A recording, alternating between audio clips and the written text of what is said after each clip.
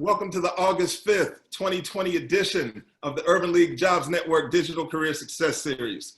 I'm your host, Kenneth L. Johnson, president of the Harlem, New York-based diversity recruitment firm East Coast Executives.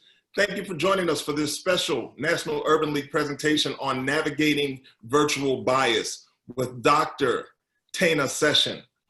A few weeks ago, I received a call from National Urban League Senior Vice President of Human Resources, Wanda Jackson. She mentioned the name of Dr. Session and said, let's book her. So we booked her. The pre-event registration numbers shared by Theveline Felix indicate that many of you already were familiar with Tana or Tana's work, and we're all pleased to have her on the platform.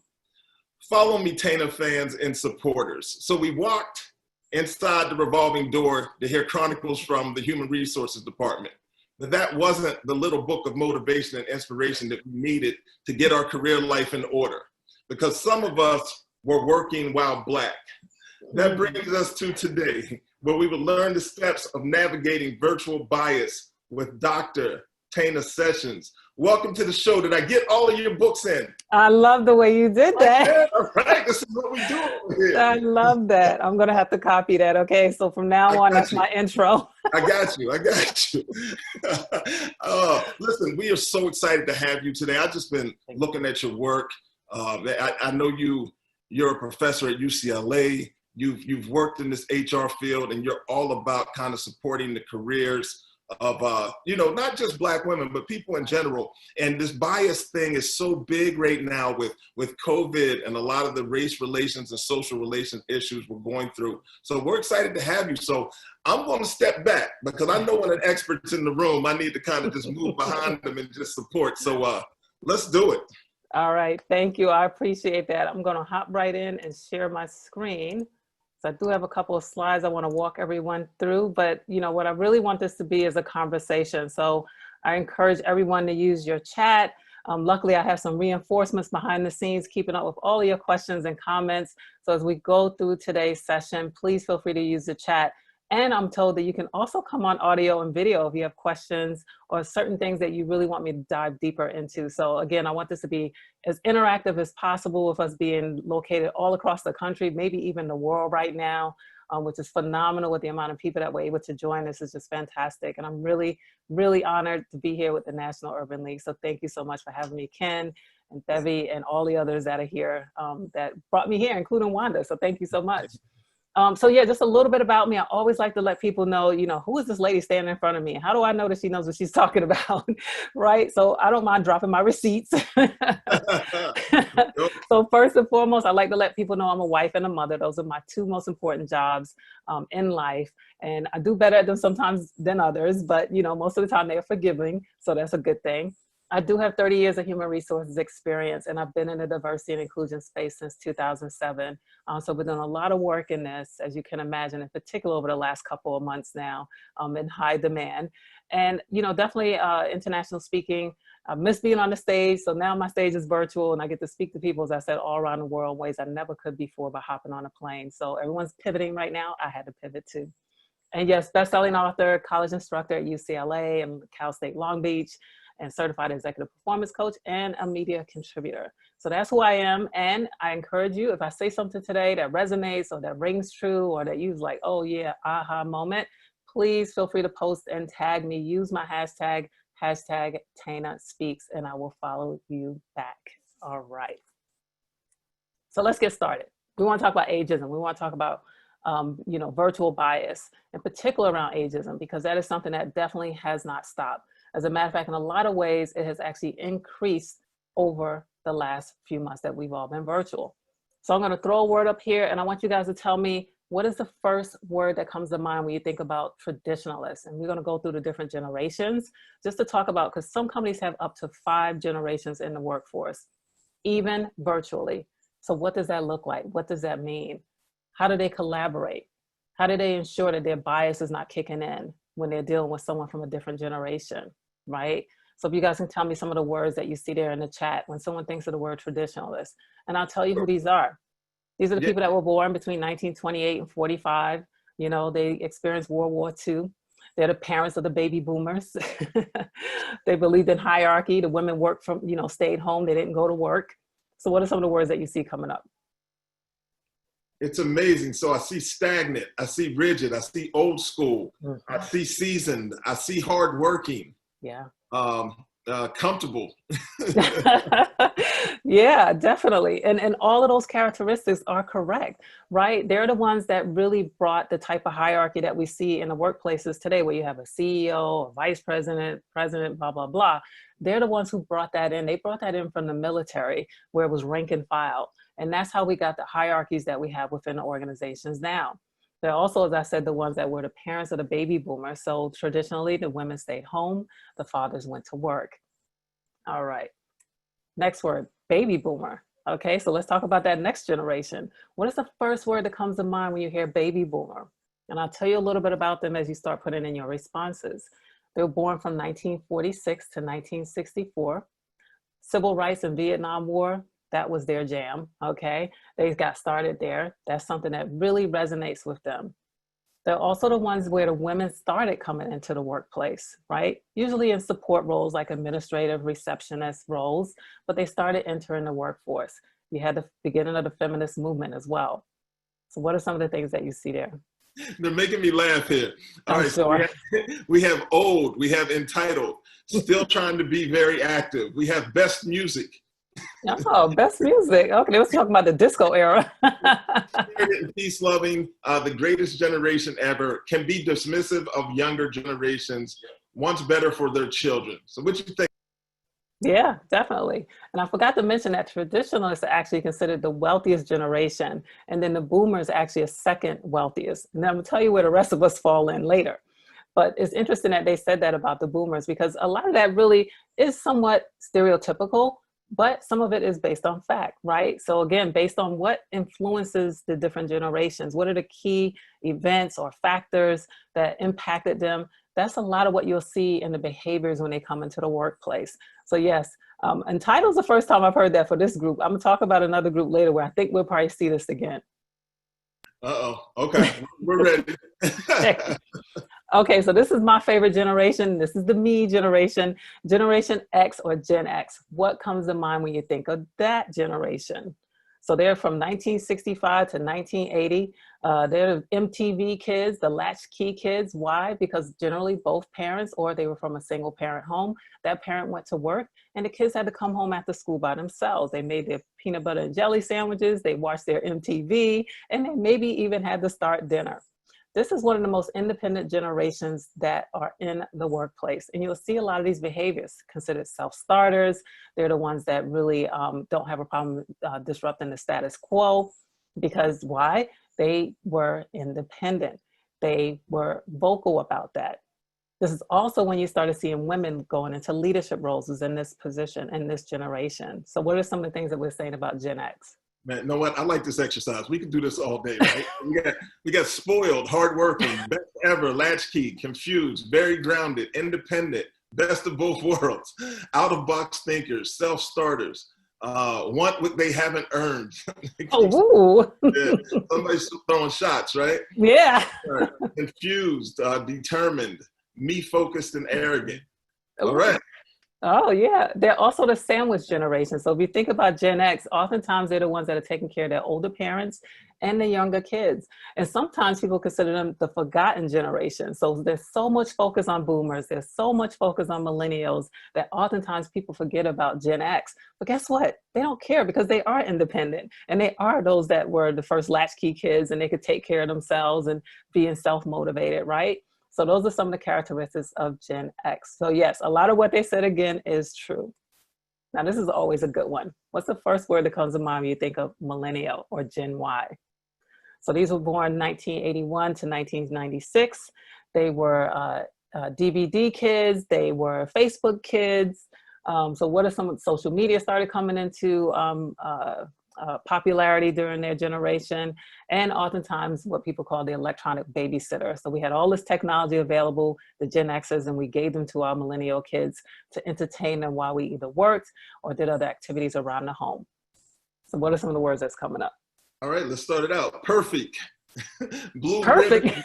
Yeah, blue ribbon and never told no generation. Lazy, self-interested, driven, asking for more, entitled, job hoppers, several entitled several times. Yes. Again, silver spoons, free, dependent, trophy for just showing up. So I told you that word entitled would come up again. It always comes up with this generation. And yes, a lot of what you're saying is stereotypical, and we generalize, right? So can some of these behaviors show up in the workplace with this generation? Absolutely. But what I tell a lot of my clients, you have to learn how to harness that energy. And job hoppers, I wanted you to think about this a little differently. So what the millennials have learned is that they can increase their value in the marketplace by moving to other opportunities. If they can't get a new experience, because that's what I want you to think about this, they're looking for experiences, not necessarily new jobs or titles. They want new experiences. So if they feel like they've wrung all of the juice out of that lemon in your company, guess what? They're going to look to another company to get a new experience. They also like to have flexibility. They want to be able to work wherever they want. So this generation is very happy right now because they can work anywhere that they want, depending on which company or what type of industry they're in. As long as they have a Wi-Fi, a laptop, and a phone, guess what? You probably don't even know where they are right now, but they're logging in and they're taking care of business. This is what they've been waiting for. This is what they've been asking for, this whole virtual work environment. They feel, why do I have to be tied to a desk? Why do I have to show up every day just to prove to you that I can be productive? As long as I have a Wi-Fi and a laptop, I need you to trust me. So a lot of these behaviors are what we're seeing in the workplace. And I tell you, this generation, I've talked to quite a few different companies and organizations, and this generation is really happy right now. All right, final generation. What do you think when you think about Gen Z? So oftentimes people combine Gen Y and Gen Z and call them all millennials, but they're not. So Gen Z is from 1997 to 2012, and even now, right? They're still being born. The next generation hasn't even been named yet, but I'm sure it's on its way. So this group is from the Instagram group, right? So they are very public with their brand. They do believe they have a brand, by the way, and they know how to finesse it on social media. They know how to use their voice to influence change. If you think about a lot of the cancel culture, a lot of that is coming from Gen Y, but Gen Z in particular. Now, it's rumored that Gen Z is actually the one that just took down the Trump rally in, Kentucky, I believe, because they use social media to go ahead and register for all of these seats. And at the end of the day, when that place was empty, they came forward and said, ha, ha, ha, it was a bunch of 18-year-olds that registered, and there's no way we were going to that rally. So they know how to use the power of the internet. They know that they can use crowdsourcing, which is pulling others together to influence change. They understand the power that they have, and they know how to use it. This generation is going to put a lot of businesses out of business. Trust me when I tell you this. Millennials were responsible back in 2008, 2009. We started seeing a lot of the companies like the Ubers, the Postmates, the Grubhubs. A lot of that came from the millennials. Wait until you see what Gen Z does. So what are some of the things they're saying about this generation? Okay, so people have afraid for them, refocused, confused, game changers, star seeds, entitled, of course, but leaders, spoiled, open-minded, lost, special, socially conscious. Yeah, absolutely. And between millennials and Gen Z, they're the most, first of all, they're 50% of the workforce. When you combine those two groups together, they take up 50% of the workforce. And within the next 5 to 10 years, they're going to take up 75% of the workforce because more boomers are continuing to retire on a daily basis. So they're filling that gap. And additionally, they are the most socially and racially diverse group to enter the workforce. So that's why you see a lot of them out there protesting right now, using their voice against racial injustice, social injustice. They really believe that companies need to walk the walk.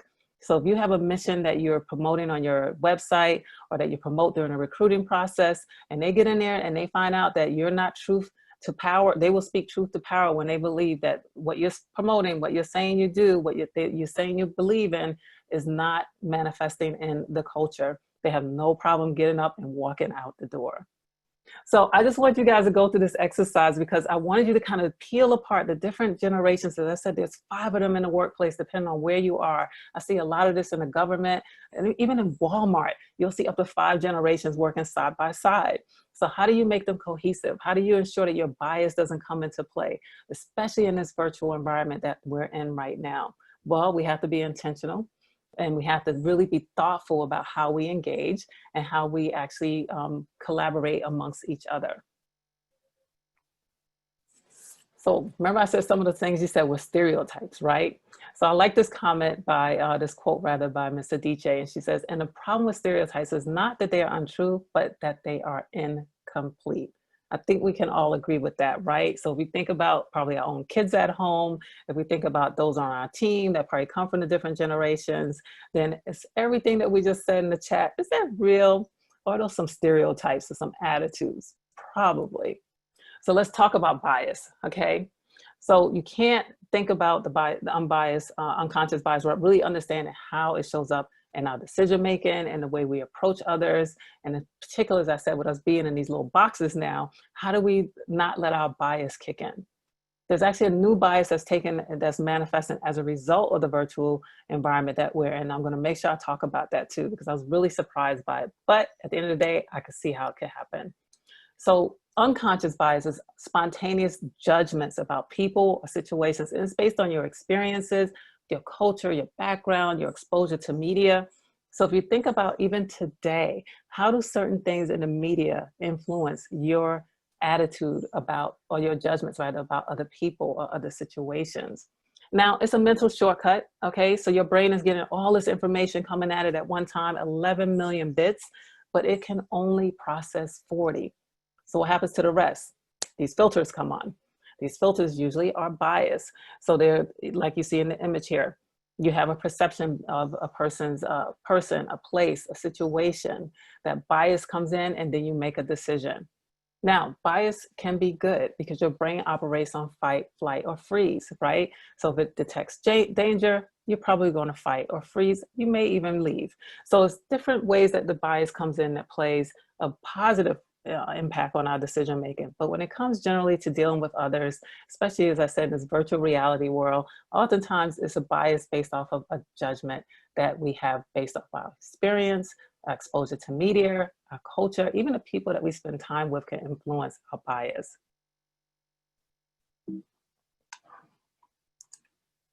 Now, we also talk about implicit bias. So oftentimes people think that they're the same, but they're not. They do go hand in glove. So implicit bias is your attitudes and stereotypes, okay? So remember we talked about stereotypes and we talked about the different generations. Well, a lot of that was your implicit bias coming into play. And it affects your understanding and actions and decisions in an unconscious manner. So I'm sure what you were saying wasn't through malice, it wasn't ill intent. It was your perception based off of attitudes and stereotypes. So we have all these different factors that impact us as individuals when we show up. So when I showed up today, or maybe through the promotions, you knew, okay, she's a Black woman. Cool, yep, check, check.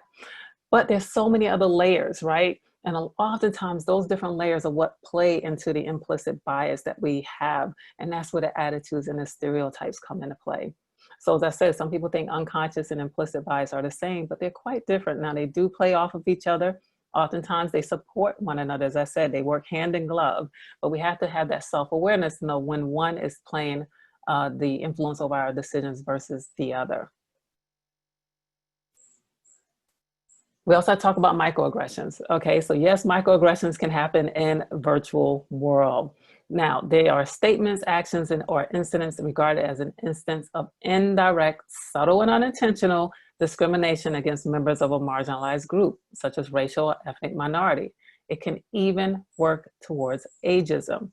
There are microaggressions around age. So for instance, you see the image here, there's a younger employee sitting next to a more seasoned employee, and he's saying, wow, that's a really large font. How do you think that person feels? Well, this was a real situation that happened with one of my clients. I was in a meeting and someone said that. And I looked at the gentleman who the comment was made because he was sharing his screen. And yes, it was a large font. And everyone just kind of laughed and snickered. But I saw him almost want to disappear into his seat. So after the meeting, I talked to him and I said, hey, when he made that comment, how did it make you feel? I know everyone laughed, but I didn't see you laugh. He's like, it made me feel old. Think about that. Now, I know that employee didn't mean anything. It wasn't any malice behind it. And I'm sure he thought it was a flippant, funny comment in the moment. And everyone laughed, but some felt, I would assume, felt uncomfortable in the moment as well, because it was different ages around the table. But you can see how something so simple, how that can impact. And that's what I tell people. Microaggressions is not about the intent, it's about the impact on that individual. So we have to be mindful of that even with all generations in the workplace. And how do we ensure that our own stereotypes, attitudes, right, those things, implicit bias, unconscious bias, doesn't come into play, and we are actually the aggressor when it comes to a microaggression. And then intersectionality. Okay, that's another piece. You're like, oh God, Tana, all these definitions. No, you gotta understand this stuff. We gotta know how it comes into play, especially as I said, with us not having this interconnection now. We can't pop up in each other's office. You know, you may have new people coming onto your team that you're onboarding remotely and having to build relationships through this box now. So how do we do that? How do we ensure that we have this inclusive culture where everyone feels like they belong? We have to be intentional. Like I said, we have to be thoughtful, and we also have to have our own self-awareness. So intersectionality is important to remember that there are other factors at play besides someone's age. There's race, there's gender, there's socioeconomic background. All of this makes us who we are. So how does intersectionality show up when it comes to ageism? I'll give you an example, another real world example. So here's a combination of age plus gender. So you notice the team members consistently ask a young female to take notes at every team meeting. This is not including her job description, and some of you may be familiar with something like this. And her male colleagues and older colleagues at the same level more easily participate and share ideas in a meeting, and they're not responsible for note taking. Well, another real world example, something that happened at a different client. And I noticed that the director of the meeting every week would have the younger lady on the team take notes. And I noticed that she couldn't really participate in the meeting because her head was down. She was on her laptop, didn't want to miss a word because her responsibility was to get those notes back out to the rest of the team following the meeting. So I talked to the director and I said, I notice every time we have a meeting, you always ask Tana to take notes. Is there a reason? And she's like, oh, she's really fast on the computer. You know, she's young and I see how fast she types and her notes are always so complete. And I said, but did you notice that she also can't participate in the meeting? She doesn't really get to speak at the meeting. She doesn't really get to share her thoughts because she's so busy taking notes. And the director paused and said, you know, I hadn't really thought of that. But when I was her age, I was always the one taking notes. Wow, think about that. So we had a great conversation around that, and she realized what was more fair and more equitable was to have everyone take their own notes and then collectively send them around to the team and say, hey, we have a Google Share doc. All of my notes are on here. If I missed anything, please add to it. Boom, problem solved. I noticed in the next meetings, everyone was able to participate. She didn't feel isolated, and she felt that her voice could be heard. So again, we got to think about all of this when we think about virtual world, when we think about age and ageism and how that impacts us. All of that's important to take into consideration, all of these factors. That's why I want to spend time talking about definitions, because I think it's important and give you some real world examples of how they show up. Again, unintentional, no malice, probably just as this director, something she had done when she was her age and just thought, hey, why not? Well, now we see why not. So here's a quote that I love whenever I do this and I talk to people about this. The old believe everything, the middle-aged suspect everything, and the young know everything. How many of you can agree with that? Depending on which age you're in, which age category you fall in, you're probably like, yeah, I know about them. Or you're probably saying, yeah, that's me. All right, so Kent, I'm gonna pause right there. I do want to talk about the virtual bias that's happening right now. So when you and I logged on and we were joking behind the scenes, and I'm going to call it the green room, yes, and we were talking about our backgrounds, that's a new bias that's actually coming into play in this virtual world. So now there are assumptions made about people based on their backgrounds, based on if they have internet connectivity, and if so, what's the bandwidth, how well is their video coming through, what's their lighting like. So all of the things that we probably never really had to pay attention to when we walked and showed up in the office, we have to think about now. Why? Because the workplace has invaded our homes. Now I've seen stories on social media and different articles I've read where coworkers have taken screenshots of people background and zoomed in to see what they could see. Now, I told my friend, I said, that's being a little nosy, but you have to think about things like that these days because you never know who's on camera, especially when you can't see everyone. And you never know, as I said, when that bias is going to kick in. They're going to make certain assumptions about you. They're going to make certain assumptions about your background, your family life, etc. in this virtual world. Is it ridiculous? Yes, but it also is the world that we live in now. Now, one of the things we say is that we may be living in this world for quite some time. So I think a lot of us have to get used and just kind of wrap our heads around that and think, okay, what do I need to do to change my background to make sure no one's having this assumptions about me? Do I need to move to a different location? Do I need to put up a virtual background, which a lot of people are doing? Even systems now have it where you can blur out your background. I think Skype, and I can't remember the other platform that allows you to do that too. So all of these things really are ways where virtual bias is coming into play. A lot of it manifested in the workplace, and it followed us into our homes. And now we have to be more aware, more cognizant of it, because we don't have the opportunity or the luxury of exchanging ideas in the hallway, going into actual meetings, being able to pop into someone's office and build that relationship capital, right? We're having to build it in these boxes now. How do you do it effectively and efficiently? So I'll pause. I do see some, I think, comments and hands up. Yeah, you know, you bring out a really valid point about just the virtual bias based on backgrounds. And, you know, you don't think about it in that sense, but it's real, you know, like it's real. So, because I've heard people speak about it in other settings, you know, so it's interesting, you know, let me answer this question real quick. Yes, there will be a recording of this show, and people will be able to catch it on the Urban League Jobs Network YouTube channel. We have all the shows there, great content sitting there, but this session will indeed show up there. So as we just kind of walk through, I'm looking at some of the people just commenting and chatting in the actual chat, and they're mentioning, look, I never thought about someone doing background snooping. Right? I like that. That's what it's called. Yep. Background snooping. That's right. People are naturally nosy. Someone's probably taking a screenshot of mine right now.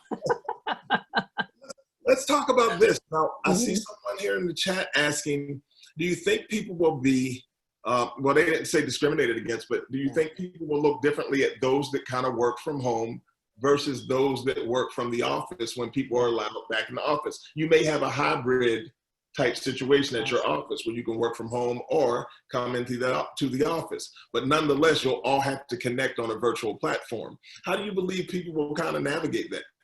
Yeah, and it's happening now. So they're right? So I have a couple of clients that do have this hybrid situation going on right now where they need to have certain people in the office. And yes, there is a little bit of bias there, and you know, a little, I wouldn't say ill intent, but they do feel some way about, why do I have to be in the office every single day when, you know, when we first had to leave, I was able to do my job at home. So I think it's about how this is communicated to all employees, and then ensuring that those that are in the office don't forget about their team members that are remote. They may be remote for different reasons. Perhaps they have individuals at home that can't go to school, can't go to daycare, or they're responsible for elderly parents, as I said, so they're not able to necessarily leave the home. So again, I think it's about communication is going to be key.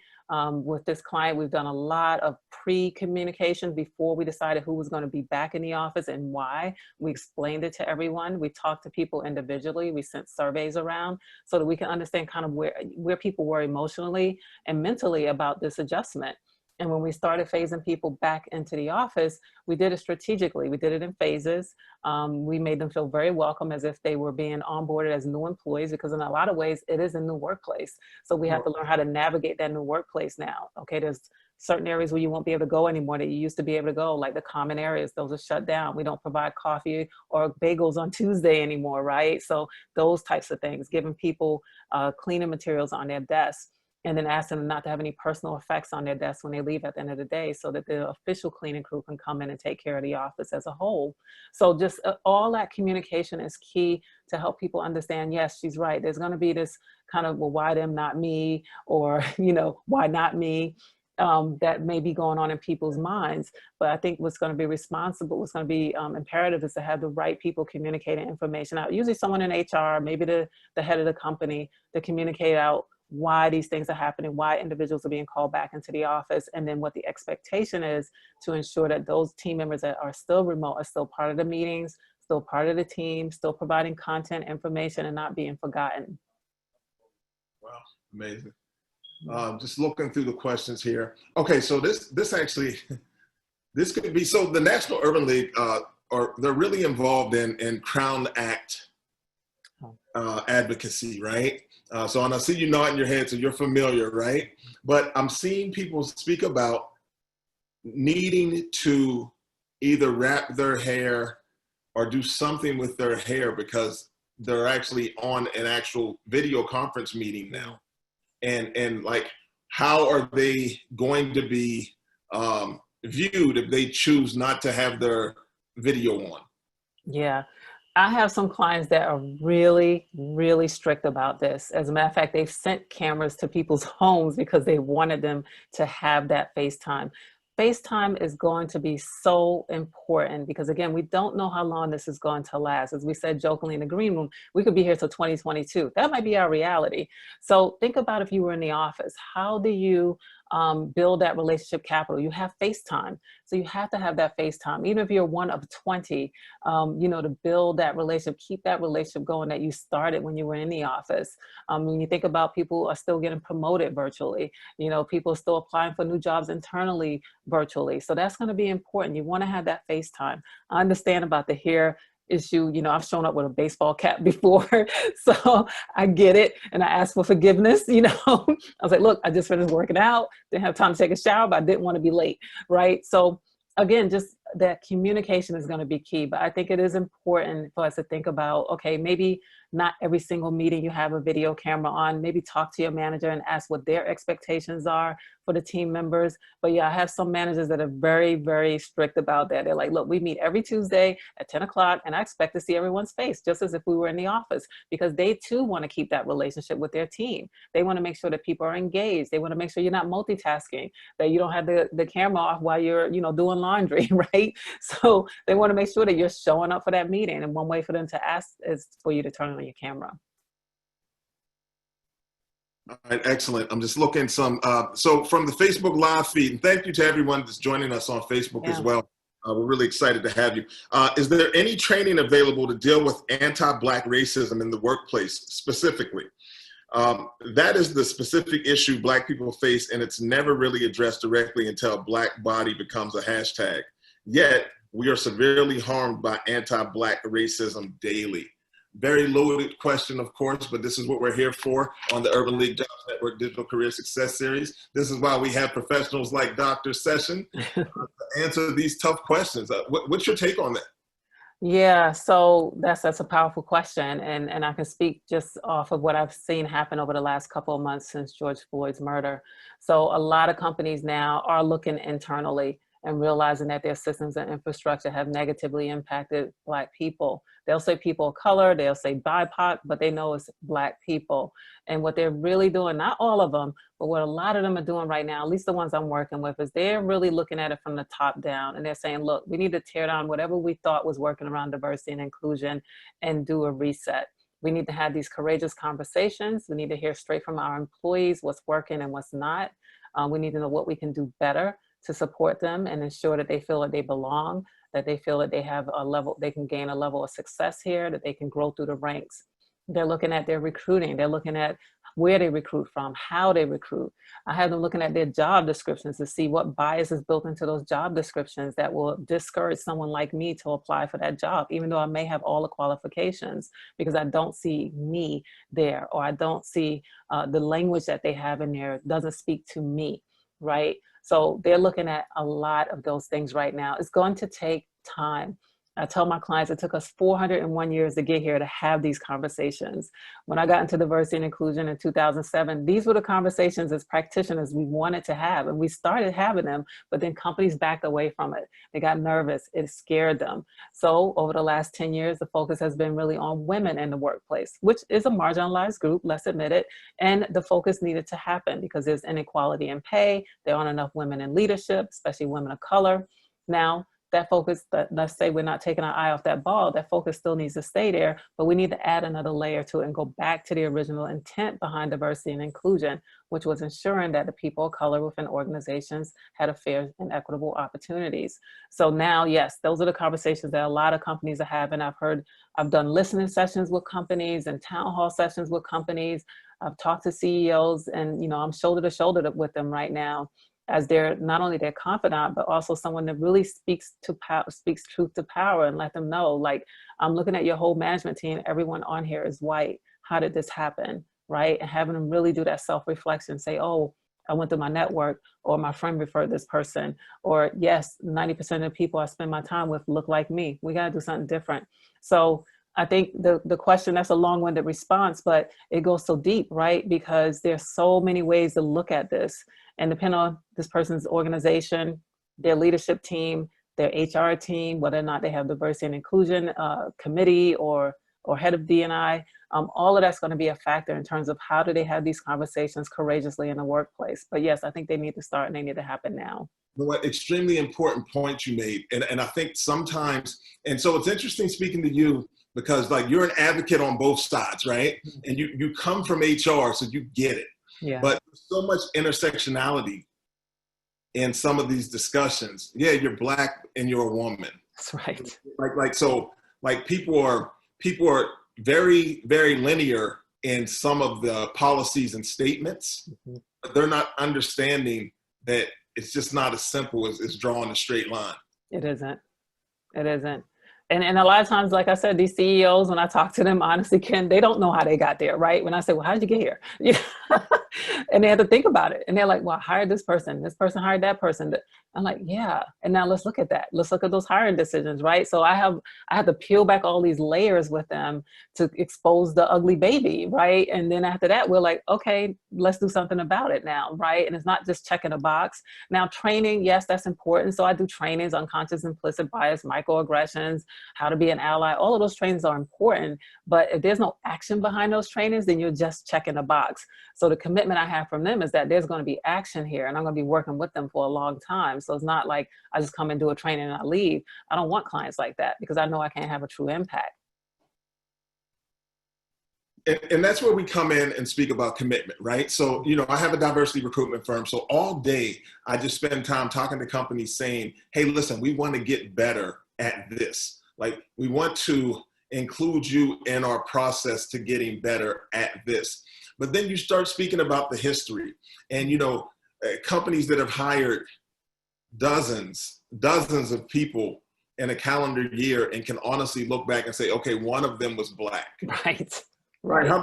You hired 60 people. And like, how, so there's some intentionality to that, right? That's right. Even if you don't see it, but to your point, where are your recruitment pools? You're going back to the same places and identifying people that you're comfortable with. And then that's really dangerous, especially as we speak about how we'll be moving forward as a new normal, where some of these interviews and things will be taking place on virtual platforms. Exactly. I already have some biases coming into play.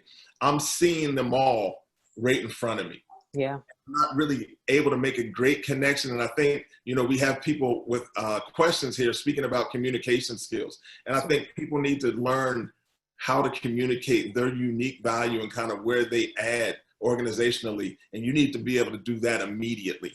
That's right. Yeah. You know, this is the same market that we were in back in 2008 and 2009. There's a lot of talent on the street right now. So it's very competitive. So you have to be able to stand apart. And how do you do that? Yes, speaking what your value proposition is, and how do you actually help the organization close any gaps that they have? And yeah, sometimes you may have to, I had someone say, well, the position is lower than the position I had before. Well, depending on what the role is and what the opportunities are for growth, you can grow that role, and you can talk about that during the interview process, and, you know, having the right languaging around that. And I think what's important now too is that, like you said, it's all virtual. So how do you present virtually? That's going to be important. You have to do it the same way you would if you were sitting in their office, if you were meeting them in the reception hall of their building. You know, all of these things are going to play into how do we now pivot to this virtual world that we're in. Then you have to onboard virtually. You have to meet your new team members and manager virtually, right? So how do you build those relationships? You got to be on video. You got to spend time with people, right? Doing these one-off meetings, you know, develop a 90-day plan with your manager so you know like what you're focused on for those first 90 days. Because being at home, let's face it, it can be distracting. There are going to be other things that may take priority or take our attention. But when you're starting a new job or building a career or just getting this promotion, you want to be intentional around that. So yes, you're going to have to be in front of your computer, not take as many breaks as you probably would in the office, but people can see you now because it's the only way they get to see you. So we have a question that came in, and here's the question. It's kind of long, so bear with me. So what do you think has pushed companies in this direction? Because we've been outstanding as Americans at marginalizing talent based on race, creed, ethnicity, gender, sexual orientation, etc. Yeah. What do you think will keep them in this mindset? Yeah, so what do I think? The first part was, what do I think, like why they start now, basically? Was that basically, the first part? That's how I'm reading it. So I can tell you I've talked to dozens of companies over the last couple of months, and the fact that we were in a pandemic, all of us were home, no distractions, nowhere to go, and this news broke about George Floyd. There was no way for anyone to say, I didn't know about it, I didn't see it, I didn't hear about it. It was on their social media feed. Their kids were home and saw it, right? So it was, I consider, divine intervention that caused this unfortunate event to happen when it did. The whole world was standing still at the same time. This has never happened, at least in my lifetime. I'm 51 years old. Never happened in my life, where everyone around the world was paying attention to the exact same thing as it was happening. This is how this got started. This is how these conversations got started. This is how this got on the radar of CEOs of all these Fortune 500, Fortune 1000 companies, where they said, my Lord, my God, we have a problem.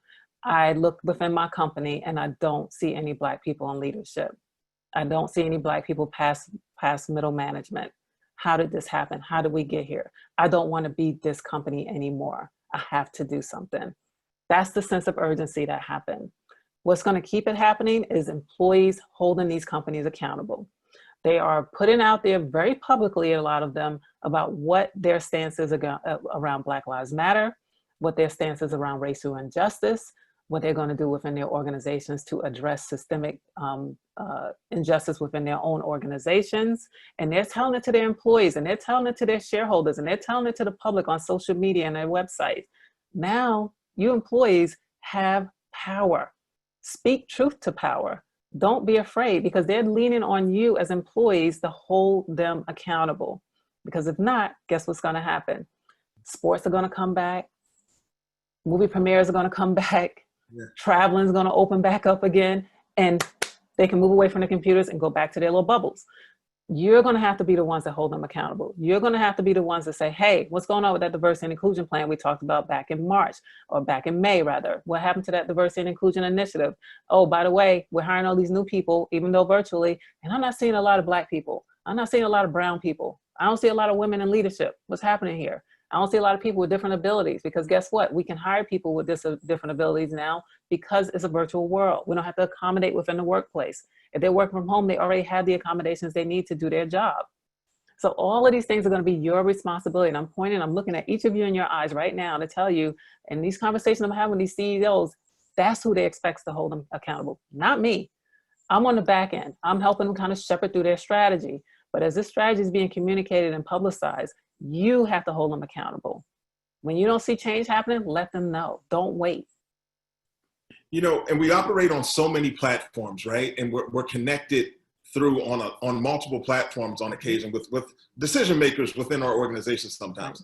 And, I think one of the great things about this particular platform, the Urban League Job Network Digital Career Success Series platform, we carry a lot of HR professionals onto the platform, but a lot of them tune in just to kind of hear subject matter experts and just to get some ideas and thoughts on things that they can do within their organization. So I'm appreciative of you being here today speaking that, because I think people can take these ideas. One of the things that's happened over the past few months is that we've been inundated with panels, discussions on Zoom platforms, and they're recorded and people can go back to see them.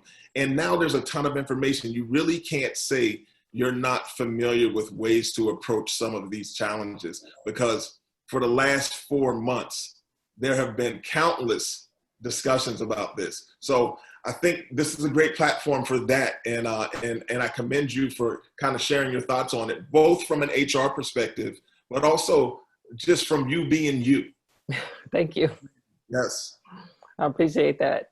No, you're right. And, you know, I love the work that I'm doing. I find it so engaging and motivating. And, you know, I tell people my personal motto for my company is, you know, change the lives for people at work through transformative diversity and inclusion and multi-generational initiatives.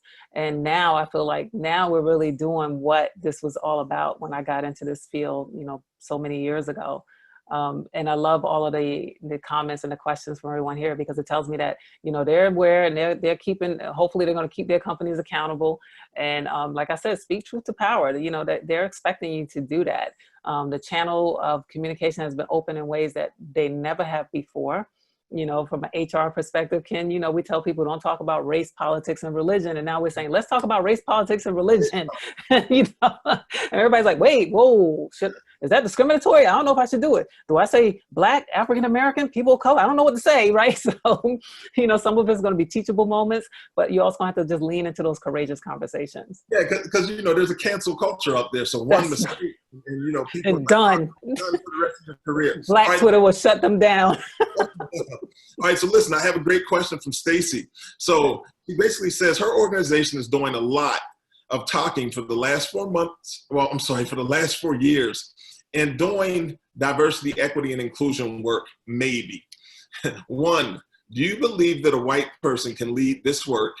So that's question one. Two, they are now looking to promote Black people to the C-suite, but taking a very long time to make the move to trying to do it by committee or survey, right? And then three, how do I push them to get this done? So let's just go back to the top. One, do you believe a white person can lead this work?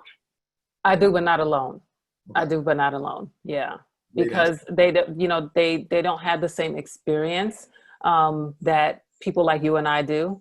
And yes, can they lead it? Absolutely. And oftentimes you may need someone white to lead it, right? Because again, it's that level of comfort until they get used to something different. You know, oftentimes we have to use what we have. So they may have a certain level of power and privilege that entitles them to be able to get things done a lot faster than someone who looks like me can. Understandable. I see it. I see it happening, right? Okay, two, they are now looking to promote Black people to the C-suite, taking a very long time to make the move, trying to get it done by committee. How do I push them to get it done? So is it true? Oh, okay. You went on mute, Ken. I'm sorry. So is it that person's job to do that heavy lifting? Right. I was going to ask that. I was like, so I don't know what your position is, but I don't know how much influence you have. Now, I would say they're probably being very thoughtful, right? Because I've had CEOs that have said to me now, well, does this mean I only have to hire and promote Black people? No, that's not what this is about. It's about the best qualified person, but your pool should be diverse, right? Additionally, I think one of the things that happens to women and people of color oftentimes is they get put into leadership roles with organizations or departments that are failing, okay? And it's called the glass cliff. And the intent there is to say, hey, we tried it, didn't work. So we probably shouldn't do that again, right? So we have to be thinking about what positions are they being considered for? How are those departments doing financially within the organization? Have they been struggling? Have people been getting terminated? All of these things, right? So you got to think about, they're probably putting I would hope, a good plan in place to make certain that these individuals are set up for success. Because one of the things that we have been saying, we being HR, D&I practitioners, is that oftentimes Black and brown people are put into positions and they don't have the support systems around them to be successful. They don't have the right mentors. They don't have the right sponsors. They don't have the right teams even, right? So they probably are making certain that they have this right structure around them to make certain that they are supported, that they can be successful, I would hope, and that they're not putting them in a position that is not set up for success, right? So all of those things I would hope, as I said, are being considered right now. So hopefully they're being slow because they're being thoughtful. Got it. All right, so I'm going to jump into this I've been pulling questions from the Q&A, but I'm like reading them saying, oh, wow, what a great question. So thank you. This one's from Eileen. Do you think hiring managers should receive resumes with no names, photos, maybe even no school name, only qualifications? Yes. So that's called blind interviewing. And that's exactly the strategy I'm using with these new clients I brought on board, where we are removing names. We are removing anything that can identify this person outside of their experience and qualifications, because at the end of the day, it's all that matters. Once they've decided through that line of resumes, okay, I want resume A, B, and C, these are the people I want to meet, then they get to meet them. So yeah, that strategy was used by the Toronto Symphony years and years ago, where they put the musicians behind curtains, because at one point they were only hiring male musicians. At the end of the day, there's need people that can play the instruments. And when they started doing the blind interviewing or blind auditionings, they started hiring more women. So that same strategy is being used right now. A lot of companies are talking about doing that. Wow. So regarding microaggressions and inequities in the workplace, are there any nonprofits or companies auditing companies that you're aware of? Auditing them? Yes. I'm not certain about any nonprofits that are auditing them. I think different D&I consultants such as myself, the Society for Human Resource Management just launched their program today. But there are different organizations, different individuals that are doing the audits. And audits around microaggressions is kind of tough. Yeah. I think it really takes a lot of training and reprogramming and disrupting people's belief systems, because sometimes people will say, well, that means I can't say anything, or that means I can't ask anybody anything because everything's going to be offensive. No, it's not. It's about the impact on that individual. So again, the training is what's important around microaggressions. I don't know that auditing is a tool that you can use for that. You know, I know you made reference to, I think it was Toronto, but so people want to know, where can they find more information about blind interviewing? I mean, I'm sure Google search, oh yeah, it's all over the internet. Mm-hmm. Yeah, there's tons of information out there. Strategies. I know Forbes has great articles on it, because I archive a lot of this stuff as well. But Forbes has done great articles on it. Harvard Business Review has as well. More and more people are talking about it these days. So you'll be able to find some stuff out there. Great. Here we go. My organization is looking to diversify our board. We want more people of color, etc. How do you go about promoting, advertising that is what we want without our HR saying we can't do that? Well, maybe you should partner with an organization that strategically looks for diverse board members. So I'm a member of the African American Board Leadership Institute. ABLI is called, AABLI. I went through their program, got certified, and I've sat on the board for multiple organizations since then. And these organizations specifically partnered with ABLI to say, hey, look, we want to diversify our board. We want to ensure that we have more women, more ethnic backgrounds. So as a result, they partner with this organization and they help recruit individuals onto the board. So maybe something like that is a strategy to use, where it's a soft approach, but it also gets the results that you're looking for. Yeah, definitely. I know there's an organization, there's a gentleman named Suleiman Rahman in Philadelphia, and he has an organization, I believe it's called Diverse on Boards. There you go. You know, he's active with a annual cohort of individuals of color interested in being considered for board positions. So that's a good point. There are some people out there trying to prepare people to do the work, and they're looking for opportunities to bring people on board. I think his is specifically geared towards nonprofits, but it's board work, right? Yeah. All right. So also, I got one from, I guess this is from Jackie. If your company has an ERG, we can also use this platform to help advocate for change and strength, because there's strength in numbers. How do you believe ERGs are most effective? They have to have sponsors that have power and privilege, because I've been a member, I've been a founding member, I've started them, I've stopped them over my career. And oftentimes the frustration is they have all of these great ideas and they bring them to HR, they bring them to, you know, whoever is the head of that ERG, and then it goes nowhere, because they don't have sponsorship at the top. So you need to have someone on the C-suite, or someone who has access to a budget that can get things approved and that has the power to get you the money that you need for the initiatives that you want to roll out. That's going to be important, because otherwise you're just a bunch of employees just sitting around talking every month and bringing in speakers and stuff like that. And that's good, that's helpful. But at the end of the day, you want to have action, you want to have results. And the best way to do that is to get you a key sponsor on the executive team that is going to be at those meetings. If they can't be all the time, at least giving them the updates from the meetings and letting them know what your call to action is. Call to action, so important. So with that, I'd like to go here. Listen, this has been amazing. I promise you, I could speak to you and have these conversations all day. Me too, but I got a 10 o'clock. I gotta go talk to Sony people next. Oops. She's on the West Coast, so by 10 o'clock, she's on the East Coast. She's talking to 1. Hold on. So listen, let everybody know. Give them that call to action. What do you want them to do? How can they connect with you?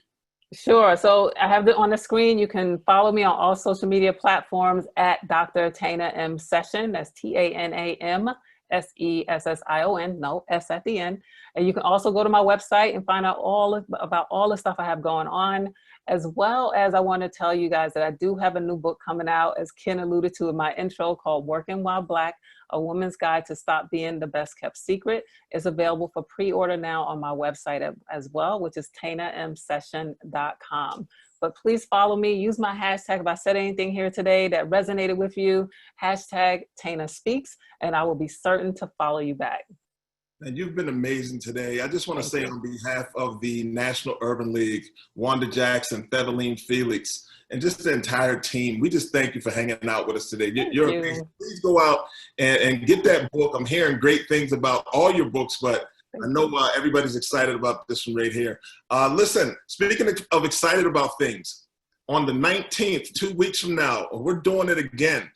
We will have another digital career success series called Beating the Bots. We're going to focus in on the applicant tracking systems, but we're doing that with my dear friend, my guy, Kaishan Holloway from Indeed. If you want to beat the bots, you got to talk to somebody from Indeed, right? So we'll be here 12 o'clock on the 19th of August doing this again. It's the Urban League Jobs Network Digital Career Series, Success Series. Please follow Dr. Session. Man, she is amazing. I'm looking forward to future conversations. I'm gonna lock you in. I think we Me can too. Let's do it again. And I see a lot of comments, everyone. I'm sorry we couldn't get to everyone. I see all the Q&A. Maybe you guys can download it and then send it to me. And I'll, maybe there's a way for us to get back to everyone, because I know this is an important topic for a lot of people. So I don't want to leave them hanging. As I tell people when I do these types of things, I like to leave my audience empty. And I wasn't able to do that today. So I'm so sorry. I like to leave my audience empty. There we go. Well, you definitely fulfilled them, right? Oh, yes. Listen, get to your 10 o'clock. Yes. Sony's calling. Bye, everyone. Have a good week. Enjoy the rest of your day. And wear your mask.